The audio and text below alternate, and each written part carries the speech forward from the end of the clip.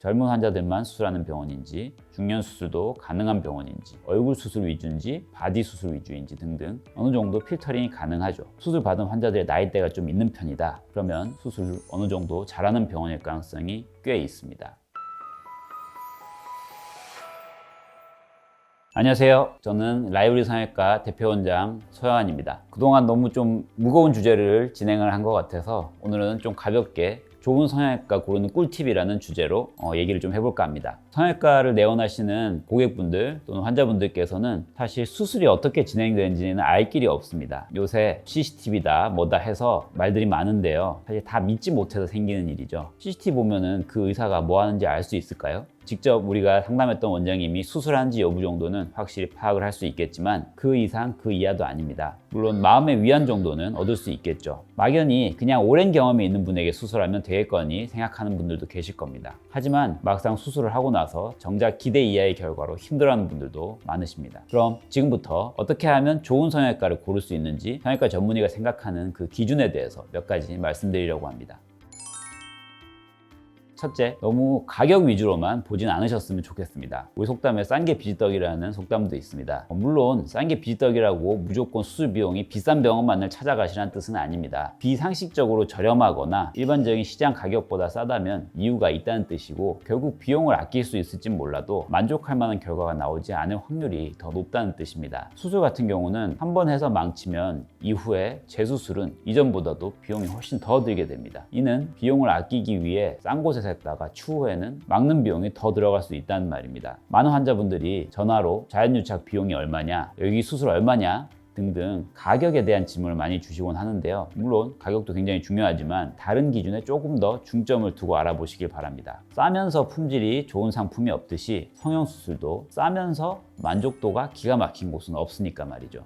그러면 비싸면 무조건 좋은 거냐라고 반문하시는 분들이 계실 텐데요. 물론 아니겠죠. 제가 드리고 싶었던 이야기는 싸다 혹은 비싸다 이런 가격적인 부분에 얽매이기보다는 이 병원이 그동안 몇 건의 수술을 해왔는지, 상담은 성심성의껏 잘 해주는지, 사례는 얼마나 많이 보유하고 있는지 등등 가격 외적인 부분으로 시야를 넓혀서 알아보면 더욱 좋을 것 같다고 말씀을 드리는 것입니다. 두 번째로는 직접 원장과의 상담을 하기 전 단계로 손품을 하는 것도 중요합니다. 인터넷상의 후기들이 다 믿을 건 아니지만 적어도 이 병원은 어떤 수술이 주력인지, 어떤 환자군이 주력인지 아는 데에는 충분한 힌트를 얻을 수 있습니다. 젊은 환자들만 수술하는 병원인지, 중년 수술도 가능한 병원인지, 얼굴 수술 위주인지, 바디 수술 위주인지 등등 어느 정도 필터링이 가능하죠. 수술 받은 환자들의 나이대가 좀 있는 편이다. 그러면 수술을 어느 정도 잘하는 병원일 가능성이 꽤 있습니다.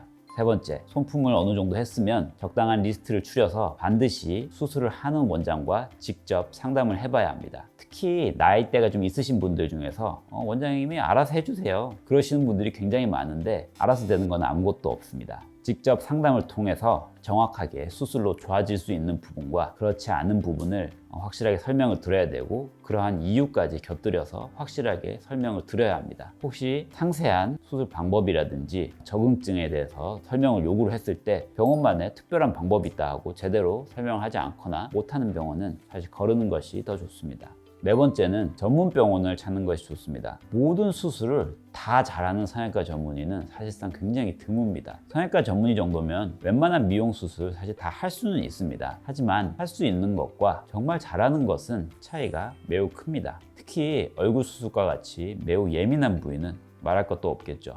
원장이 본인이 수술하려는 부위에 얼마나 전문성이 있는지, 자기와 비슷한 케이스, 비슷한 나이대의 환자의 경험이 얼마나 있는지를 파악하고 가시면 더 좋습니다. 똑같은 눈 수술이라도 나이에 따라서, 눈 조건에 따라서 난이도는 천차만별이기 때문입니다. 해당 분야에 다양한 술기와 옵션이 있는지도 따져봐야 할 것입니다. 사실 너무 당연한 이야기라서 굳이 하진 않았는데요. 기본적으로는 당연히 성형외과 전문의여야 하겠죠. 그 여부를 알기 위해서는 크게 두 가지 방법이 있습니다. 병원 이름으로 구분하는 방법이 있고요. 땡땡 성형외과 의원, 땡땡 성형외과 병원 이런 곳은 당연히 성형외과 전문의가 있는 병원일 것이고요. 어떤 의원, 진료 과목 성형외과 이런 식으로 표기가 되어 있는 병원은 성형외과 전문의가 있는 병원은 아닙니다. 대체로 잘들 알고 계실 텐데요, 사실. 그래도 교묘하게 속이고자 하는 병원들도 상당히 많아서 헷갈리기가 쉬운 것이 사실입니다. 제가 방금 말씀드린 부분 중에서 진료 과목 글씨를 아주 짧게 쓰거나 아니면은 성형외과 전문의 아니고 성형외과 의사, 성형외과 수술하는 의사라는 뜻으로 성형외과 의사라고 표기하는 곳들도 굉장히 많은 것으로 알고 있습니다. 두 번째 방법은 병원명 표기법만으로는 헷갈리는 경우에는 성형외과 의사회 홈페이지에서 검색하는 방법도 있습니다. 해당 홈페이지에서 성형외과 전문의 구별법 코너를 들어가서 전문의 회원 검색하기에서 해당 전문의의 이름을 누르면 전문의 여부를 확실히 아실 수 있습니다. 지금까지 좋은 성형외과 고르는 꿀팁에 대해서 간략하게 설명드려봤습니다. 지금까지 라이브러리 성형외과 서현 원장이었습니다. 감사합니다.